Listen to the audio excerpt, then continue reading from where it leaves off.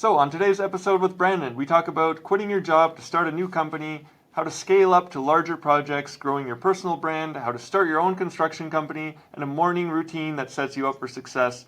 And we cover a lot more. This is a great episode. Make sure you listen right till the end. Hello, and welcome to today's episode of Constructive Conversations, the podcast where we explore the mindset and actionable strategies that empower entrepreneurs to achieve success in all areas of life, while inspiring listeners to confidently pursue their own ambitious dreams. The reason I do this podcast is because 10 years ago, I knew I wanted to start a business, but I had no idea where to start, I didn't have the confidence, and I didn't have role models to follow. The goal is to provide that inspiration for new entrepreneurs and to provide fuel for those who are already doing it. Joining us today is Brandon Smith, CEO, co-founder of New Vision Projects, a home renovation, builder, land developer company based in Vancouver. Thanks so much for joining today, Brandon. Nick, thanks for having me, my man. Great. Happy to be here. Great to see you. I'm excited to speak with you. Yeah, awesome. We had a bit of a time not too long ago up in beautiful Kelowna. We got to spend some time together, and hopefully all has been well since then. Yeah, things have been good since then, and but I've been looking forward to this conversation definitely because we're in similar industries, or the same industry. So, can you tell us more about New Vision Projects, your company? What does the company look like? What do they do today? Yeah, totally. So we're a company, a core staff of about 12 of us now, and we started out about 15 years ago. We got into sort of a longer story, but maybe we can get into it if you'd like. We started out primarily focusing on renovations and really taking on any sort of projects that we could, any sort of projects that people were going to pay us to do at that point. This is very early stages of the company. Currently, we are still doing renovations. The market still asks us to do that, but primarily focused on custom homes. About a couple of years ago, we acquired a small commercial management firm that we had done some work with, and we are building out the commercial side and commercial arm of our company, which is really, really exciting. And about 7 years ago, my business partner, other co-founder, he's moved up to the Okanagan region, which is about 4.5-5 hours away from Vancouver. And we had some opportunity to take on doing some land development of our own, and always wanting to get into development projects. We had some opportunity that made sense, and he kind of wanted to get out of the city anyways, and so he's been up there overseeing that arm of the company as well. So that gives you a bit of a snapshot of what things look like today at New Vision Projects. Yeah, like you got a lot going on. So let's take it back to the beginning. So founding the company, what did that look like? Well, yeah, when I was younger, I was always fairly, I had at the time entrepreneurial tendencies and habits that I just didn't really know what they meant, and it was all the early stuff that a lot of people they end up talking about, selling lemonade and little newspaper routes and stuff like that. My sister and I have a photo somewhere. I meant to bring it and maybe share it on this, but picture of us. We used to collect rocks and sell those at the end of the driveway, and so we'd had to have different tiers. We'd go around and we'd pick up little rocks, and some we would sell for 25 cents. The bigger, shinier looking rocks we'd sell for $1, and if we found like a real nice one, maybe we'd get $1.50 or $2. And realistically, we would make a bit of cash, and people would pay us because it was too 6 and 7 year old kids on the side of the road, and people seem to want to support that. So that was a lot of fun. In my first real job that I was hired on for was at McDonald's. I went around at the age of 14 and had applied at a number of different places. McDonald's hired me on, and I was really excited. Earlier, growing up in sort of early stages of high school, grade 8, grade 9, I was told, and this kind of continued throughout my time in high school as well, that I had, ADD was a big buzzword, but I was told essentially you have a learning disability, and was given some pills and was asked to take that, and was given some extra time in school to continue on with my studies, and extra support from the counselors. But it was at a young age that I was diagnosed or told anyways that I had this learning disability. So I always had that sort of a dark cloud over top of my mind when and it cost me a lot of confidence in my early years. But I ended up nonetheless getting hired on at McDonald's before I turned 15. And here in BC, you have to be 15 in order to be hired on. And so I had a few weeks before my birthday, and the day after my birthday, I started at McDonald's, started my first shift. I was let go after my third week. I didn't make it past my probational period, which was a little frustrating. My mom was really excited for me when I got a job, and she saw this burst of energy, and I came home and I was excited. And then I had to go home and tell her that I had been fired from McDonald's, which is a pretty difficult thing to do. I have actually one of my best friends in the world. He has a very similar story about being fired from McDonald's, and we jam out on that sometimes. But that was had to go home, and that just kind of continued. You get really down on yourself and start thinking, shoot, I have this disability. Clearly I'm not smart. There's something wrong with me. I continued on either way and had a very long-lasting career of about 18 months of working at Little Caesars Pizza, where I made my first real career making pizzas and pizza bread, and took on some deliveries. But at that time, it was pretty funny. I had a $500. I bought my first car from my neighbors down the street for $500. And it was an 81 Oldsmobile Cutlass, and it was pretty gangster, pretty covered in rust. But it was my car, and it only cost me $500. So it was my first set of wheels, but not great on gas. And even at that point, gas was expensive. You're at the point where you're putting in $5 worth of gas and cruising around. And at Little Caesars Pizza, I was paid $3.25 per delivery plus tip. And so it was a little difficult because that was really all you're making on a Tuesday night when you're on call and you get 3 orders for deliveries. That was it. It was barely enough to fill the tank. And anyways, I did that, and I was happy to have a job and a manager that saw a little bit in me. Fast forward, after I graduated high school at 17. Well, throughout high school, I was a few stages as well.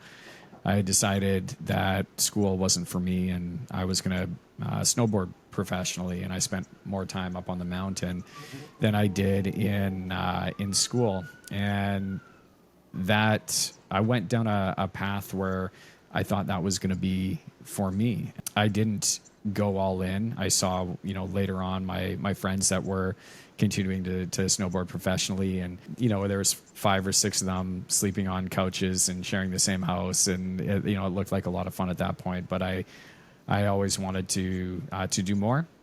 However, I did have a lot of friends that were sponsored, and so I would get some free snowboard gear and set up pop-up stands outside the school cafeteria and sell used snowboards and bindings and keychains and stickers and that type of stuff, and that kind of created a buzz, and I really, really enjoyed that. But after high school at 17, my mom's house burnt down. She had a fire in her house, and she was forced to move out temporarily, and she was renting a house, and the owner of that house was a recruiter for what at the time was one of the largest construction companies in Canada.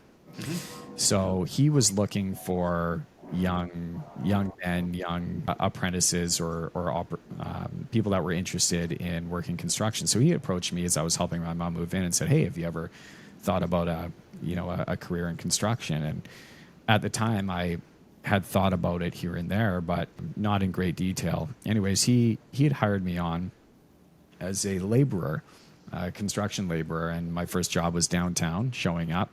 I think my first day I showed up in a pair of cowboy boots, and that was what I was I had no idea what to wear. I wasn't really given a lot of direction, but I pushed a broom around for a few months, showed up every day, and from there I graduated to pushing a squeegee along the concrete just to keep some of the water off the concrete slab. And after my about my 4th month there, they had asked if I was interested in starting a carpentry apprenticeship with them, and I didn't really know what that meant at the time, but they explained it to me, and I said absolutely in a heartbeat. And I went home and I told my mom, and again she was she was super proud. I think she almost broke down and cried because finally I had a bit of a path. So I did that, and I continued to work with that company. I went through my carpentry apprenticeship, did really, really well. I moved up within the company fairly quickly. They started giving me more and more responsibility,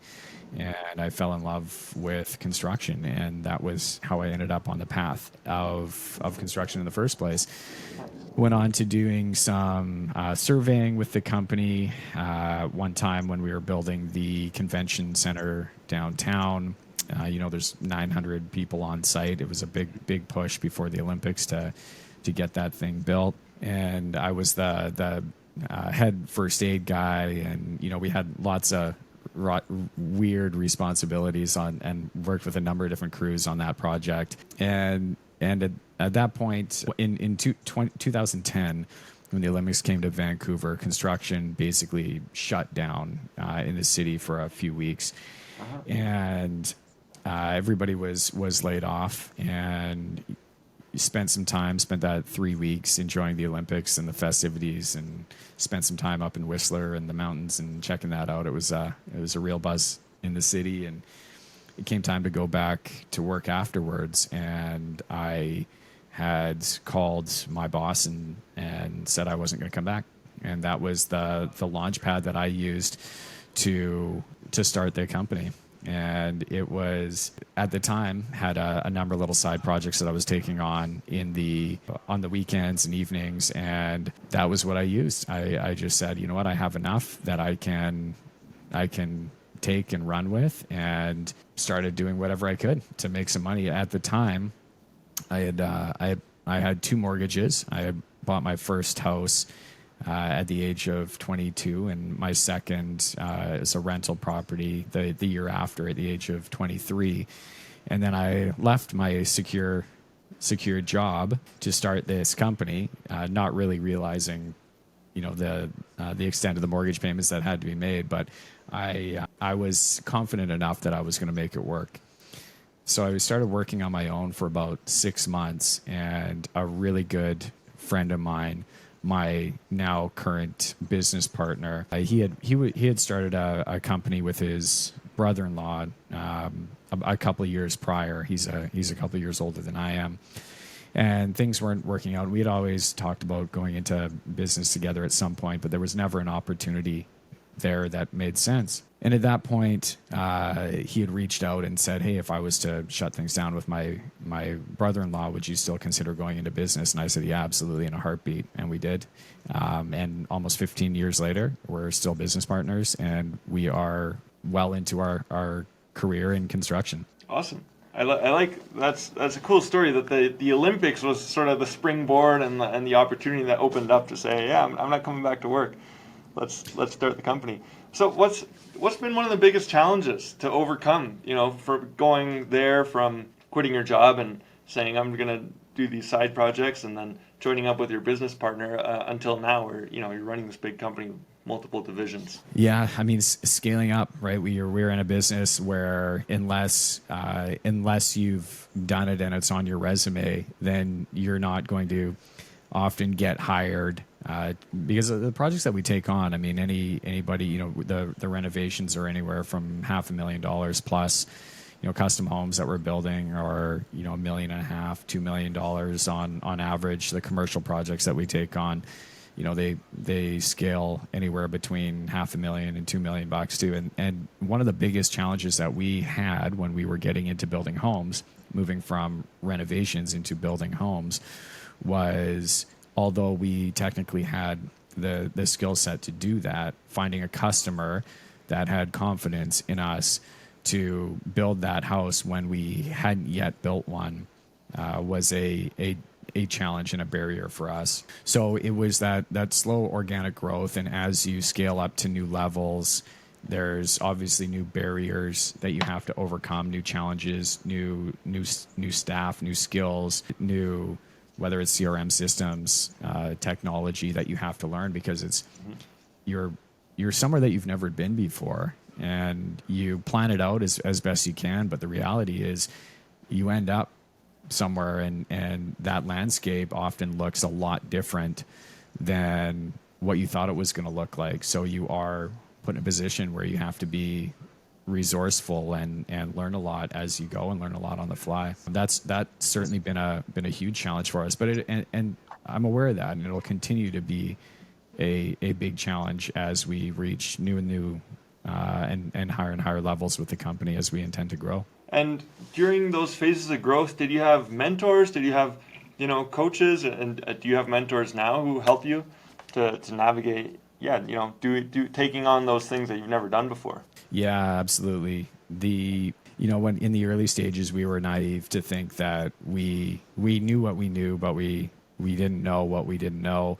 And it wasn't until we hired on our first coach that we were able to really move our company forward. And I had met a friend of, or he wasn't even a friend at the time, but I met a gentleman I was looking for really any sort of help, and I had joined a 3-day mastermind group, and I met a guy there that was working for this company at the time, and I really connected with him. And I never ended up doing any coaching work with the company or the organization that was actually hosting the mastermind. But when I found out that this guy was leaving, I connected with him on Facebook, and he had reached out, and he said, I just asked him what he was doing, and he said, hey, he had just lost his mom, and he said, I'm heading out of town to see some family for a few weeks, but when I get back, make sure you pick up your phone. And he called me, and I went out to his house we made breakfast, and he said, hey, this is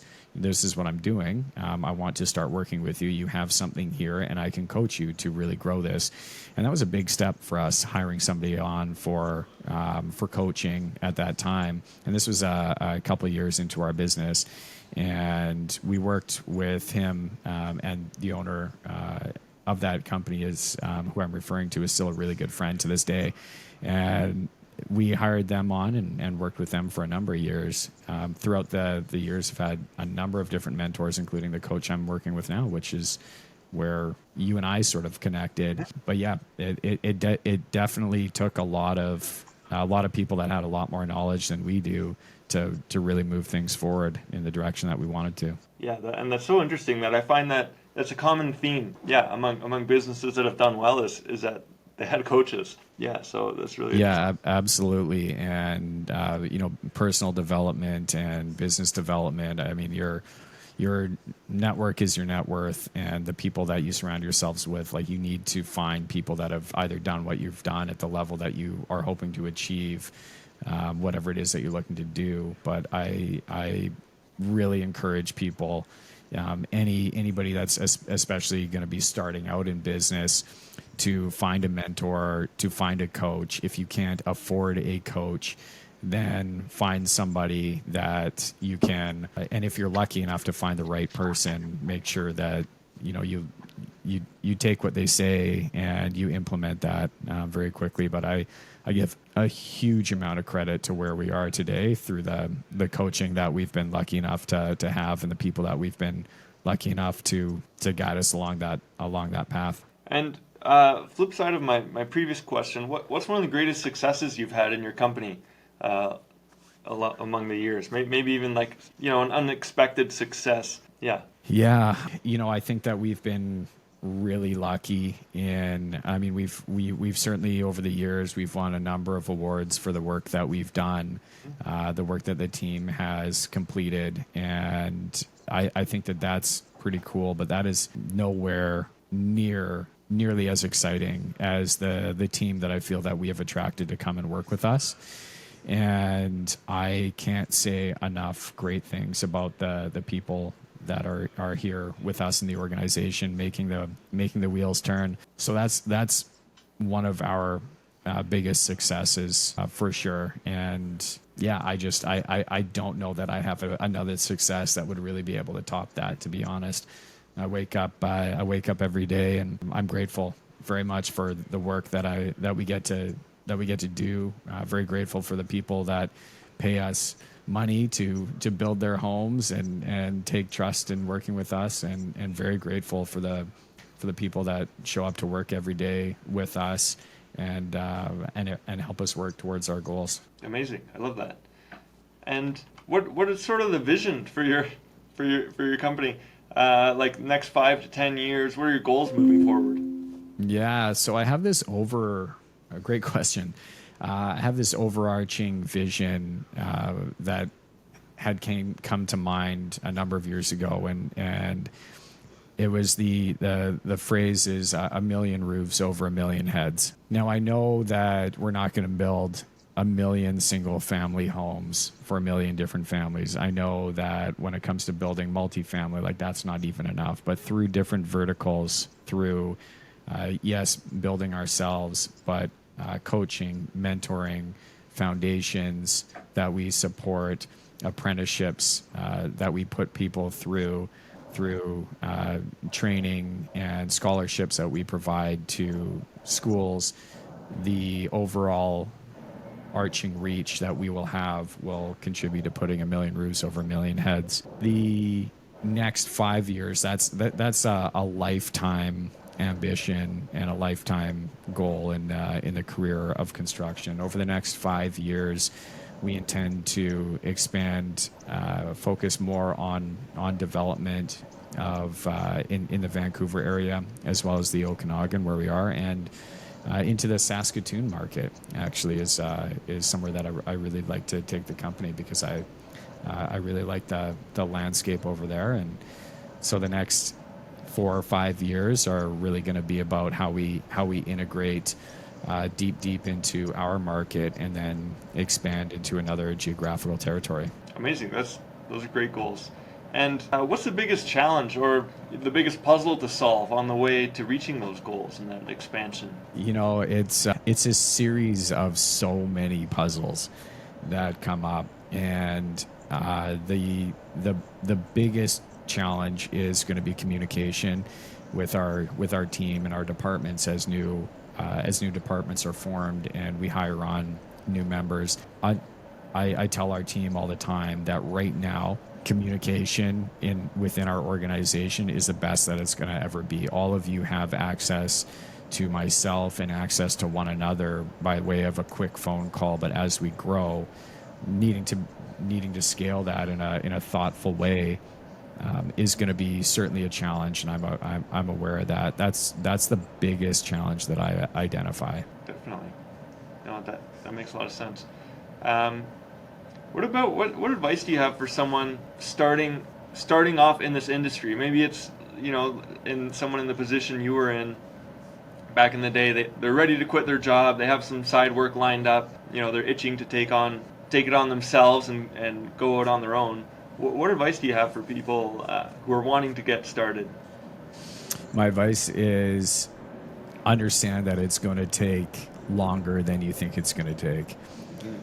My advice would be to get really good at your craft, and my other advice would be to market the heck out of yourself and get people to know who you are as quick as possible. We're in a world right now, and you hear guys like Gary Vaynerchuk. He says it all the time in a different way, but we're in an interesting part of the world right now, or an interesting, very small blip in time, where we have 7 to 10 fairly major platforms of attention, and for the most part, it's free. It used to be that back in the day, it was, you're spending a lot of money on newspaper ads, magazines, Madison Avenue, like these, you're paying a lot of money to get your name out there in a big way. Now there's an opportunity to gather as much attention on your company and grow that awareness for free in a way that we've never seen it. And over the next 5-6 years, maybe less, maybe a bit more, but at some point, that's probably not going to be the case, right? As soon as some of these platforms start advertising it. And if you're starting out a business right now, that would undoubtedly be the area that I would say to focus a lot of attention, because as we scale and as you get into your 4th and 5th year and you want to grow, advertising is probably going to become more and more expensive, and you're going to wish that you drew in as much awareness into your business as possible right now. Right. So what you're describing is sort of build your own audience so that you don't have to in the future pay to have attention from somebody else's audience, because you have no control over how much that might cost or what the barriers are to access other audiences. So build your own. And that goes into my next question. Does this tie into personal branding, or is this just on the business side? What are your thoughts on that? Both are important. The personal branding, I mean, I spent way more time on the focused on the company, but the reality is too is there's a lot of, with so much out on social media right now, people have a very difficult time filtering through, myself included. When I go through and I'm scrolling through Instagram, there's so many ads that come up for different, whether it's coaching services or whether it's AI products or whether it's you name it. But it's hard to cut through the noise and figure out what is best. But on the personal branding side, I think that people will always connect with people, and there will always be trust from a human to human experience. So I think that the personal branding is going to be is huge. There's no doubt about it. Company brand as well, because it may not be just you that's representing your brand.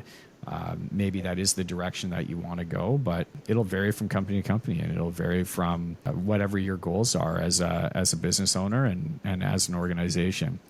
To answer your question, both are important. What I've recently understood, and been guys like I mentioned that I listen to on other podcasts have been screaming personal brand for 6-7 years that I've been paying attention, and I've sat and really not done a whole heck of a lot about it, and I'm realizing now how important that is. Absolutely, yeah, and I definitely agree that you want to build that own audience, and you want people to know you, to trust you, to like you, and then that can, you can point that attention to whatever business is going on at the time. If you are thinking about starting a business, if you are at the point where you're working a 9-to-5 job, or you are just working whatever position that you may be in, and you are considering going and starting something on your own, before you do that, I highly recommend going and working for somebody, that get as close to them as you possibly can, learn as much as you can about the business, work for free on the side to pick up whatever extra roles that you can to gather that knowledge, and make sure that you secure a good group of mentors that is going to help guide you along that way before you start the business. Learn sales, learn leadership. If you can learn sales and you can learn people, you're going to have a heck of a better time in business than if you can't understand people and you can't understand sales. That's great advice. Absolutely. Yeah, people are such an important aspect of the business, and like they say, nothing happens until somebody sells something. So you can't avoid. There's no way around it. That's it. Absolutely right. Nothing happens until a sale is made. You're absolutely right. Yeah, definitely. And then, so you talked about your mentors, different coaches, like podcasts that you follow. To what extent, is mindset and developing your own mindset important to you in business and running business? It's everything, for sure. It really is. And we have, as humans, we have paths that have been carved into our way of thinking, and we come up with all of these obstacles and excuses that are in our way, and these barriers that we put up that really only we put up. The human mind is expansive, and it is infinite. You can choose to think in so many different directions. Like if you wanted to think about anything or dream about anything, you can do that. But through our past experiences, our environment, what we know, who we know, those thoughts and those goals, that imagination becomes limited because we have these barriers in front of us that we ourselves have put there. If you're thinking about something in one way, you keep coming to the same conclusion. Oh, this isn't going to work, or hey, I'm going to put this off until tomorrow. You have the capacity to think and do that right now and say, I'm going to take action right now. I'm going to move forward with this right now. You can think whatever you want to think, and your mind can direct you in whichever direction you want to go. But we have these little neural pathways that have been carved in our mind, and that really, really puts a lot of direction in the way that our thoughts are headed. Mindset is massive. And as you go through business, if you aren't consistently working on yourself and consistently working on your mindset, you're going to come up against challenges every day that you are going to have to face, and you're not going to know how to face them. And that will be the difference between deciding to move forward and moving forward calmly and being able to think strategically versus being wildly overreactive. And I know that, think about the challenges that you were facing 2 years ago, 3 years ago, 5 years ago. If those same challenges come up right now, they seem like nothing because you've been there, you have the experience, and you're not going to dwell on them. You're going to know what to do, and you're going to move forward. But moving forward with the idea that you don't yet know what you don't know, you need to have a framework and a baseline, some sort of mental capacity that is going to allow you to make decisions once those objectives or those challenges come your way. And the coach I'm working with right now, he makes a really great point, and he says it all the time, and I think about it a lot. The people that are working for you, all of their dreams and all of their visions need to fit inside the vision that you can build and you can provide for them. So if you don't have a vision and a mindset that's big enough to fit all of your staffs and your employees and your customers' hopes and dreams within that,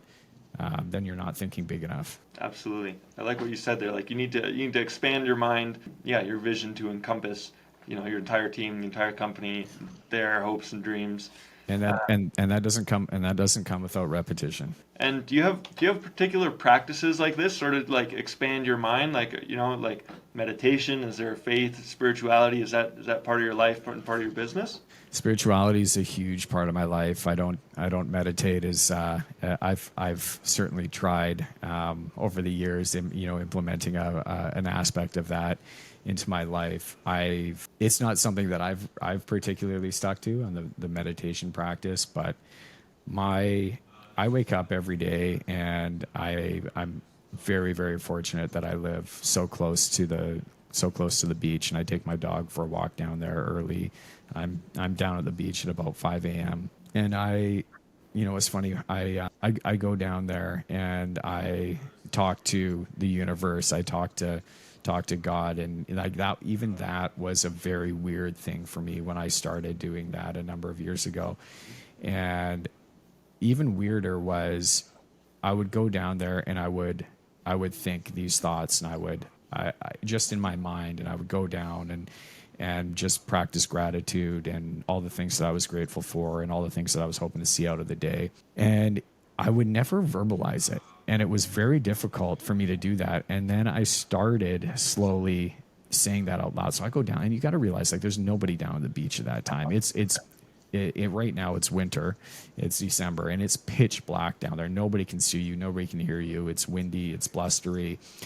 But even going down that and speaking out loud, that was a very difficult thing to do. But now I go down there and I'm like, morning world, I'm here. Thank you so much for this opportunity to wake up and be a better version of myself. Thank you so much for my family, my wife, my young daughter, my health, my body. Thank you for giving me an opportunity to work with the people that I do, the clients that we work with. That's how I set up my day, and I verbalize that. I speak that out loud, and that's become a very powerful thing. From there, I head to the gym pretty well every day. Physical fitness and exercise is a huge part of my life. It has been for a lot of years. I started in mixed martial arts about 15 years ago, and up until COVID, it was the biggest part of my life, or one of the biggest parts of my life. And since having a kid, I've sort of backed off of that a little bit just because of time. But physical, there's no better solution for feeding your mind as there is training your body physically. I mean, eating right and eating healthy for sure plays a massive part of that, but exhaust the body to tame the mind. And Absolutely. and that's been a huge part. So from there, it's spirituality, physical fitness, and off to work. But those are two key areas that I've been spending a lot of time focusing on that have really helped me grow my mental strength and mental capacity. Yeah, super important. And yeah, I like that routine. So I have some rapid fire questions for you. So just quick Let's go. answers. We can Yeah. shoot through these. Top book recommendation for entrepreneurs. Well, currently I have to give a shout out to Dan Martell and Buy Back Your Time. But Think and Go Rich Awesome. would be the book that I would recommend that everybody read Yeah, both. and both study, great. not just read, but study at length and reread it every single year. Nice. If you could have dinner with anyone dead or alive, who would it be and why? Bruce Lee, because he was a big idol of mine, and growing up, and I looked up to a lot of what he did, and his philosophy. I've certainly encompassed a lot of throughout my years, and so Bruce Lee, hands down. Love Bruce Lee. Be like water, my friend. That's right. Good. Yeah. If you could wave a magic wand, be free of any habit, what would it be? Be free of any habit. Procrastination, Yeah, overthinking. yeah, both common answers to that question. So Okay, good to yeah, know. I think yeah, a lot of business owners. That's something you contend with. What's your favorite or your most used app on your phone? Favorite most used app on my phone. Social media, I would have to say Instagram. Otherwise, it's the notes on my phone. That's where I spend most of my time. I have my phone with me all the time. Very rarely do I have a pen and a piece of paper, but if I'm out running or I'm at the gym and I need to jot something down, just that notes pad on my phone is massive. I go through it every once in a while. I was looking at like some of these goals from 2018 that I have on my phone right now and reading through that. It's pretty funny. Nice. Awesome. And how do you unwind after a long day? I go home and I spend time with my daughter. That's about it. I go home, leave the office here at around 5:30, and I have a 3-year-old daughter, so there's not a lot of time for me to unwind. So my unwinding happens, to be honest, during those early mornings on the beach, before I even get started. Great. Awesome. Well, Brendan, where can people connect with you? And if they want to find out more. Totally on the socials at New Vision Projects, or at Build with B Smith is the new Instagram profile that I've recently launched. We launching a podcast called The Open Concept, which will be out next week, episode 1. I hope everybody can follow along and follow that journey as well.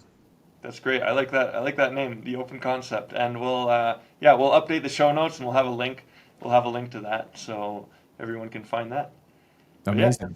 it's been a pleasure speaking with you, Brandon. I appreciate your time. Yeah, appreciate you, Nick. Take care, man. Yeah, we'll All be right. in touch till next time. You got it. Cheers. Thanks.